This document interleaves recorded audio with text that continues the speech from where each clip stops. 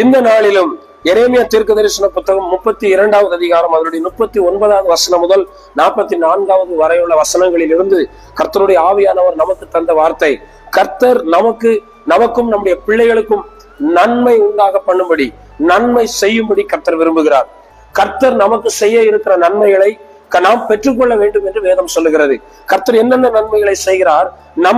நாம் இருக்கிற இடத்திலே கர்த்தர் அலைந்து திரியாமல் நம்மை ஒரு இடத்தில் உறுதியாக நாட்டுவேன் என்று கர்த்தர் வாக்குத்தத்தம் பண்ணுகிறார். இரண்டாவது, நமக்கு சொன்ன எல்லா வார்த்தைகளையும் வாக்குத்தத்தங்களையும் நிறைவேற பண்ணுவேன் என்று கர்த்தர் வாக்குத்தத்தம் பண்ணுகிறார்.